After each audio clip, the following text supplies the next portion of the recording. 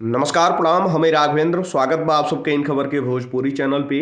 बिहार के स्कूलन के शिक्षा व्यवस्था सुधारले में जुटल एसीएस के पाठक द्वारा शिक्षक बनले का तैयारी कर रहल युवा लोगन खातिर बड़ा ही खुशखबरी दिहल गईल। ये बात का ऐलान कल गईल कि अब हर साल 40,000 से ज्यादा शिक्षकन का भर्ती निकली।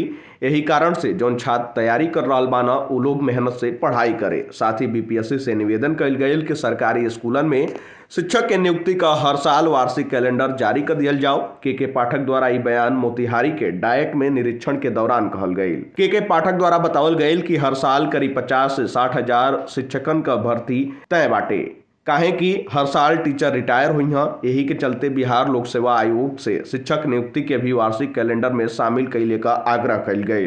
बीपीएससी की ओर से पहले 1,70,000 शिक्षकन का नियुक्ति का विज्ञापन निकालल गई रहे, जेकरे जरिए 1,20,000 शिक्षकन के नियुक्ति पत्र दिहल गई और फिर दूसरा चरण में नियोजित शिक्षक बीपीएससी के माध्यम से यहाँ उनके द्वारा बतावल गई कि राज्य में अभी शिक्षकन का 6 लाख का कैडर हो चुकल बाटे और 10% वार्षिक रिटायरमेंट रेट बाटे।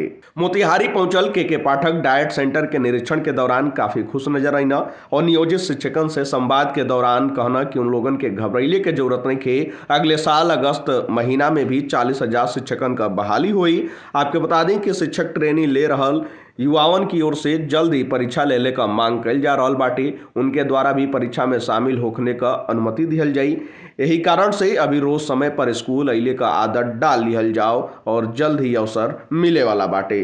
फिलहाल ये जानकारी में इतना ही। देश दुनिया से जुड़ल तमाम खबर देखे खातिर आप सब जुड़ल इन खबर भोजपुरी के साथ। धन्यवाद।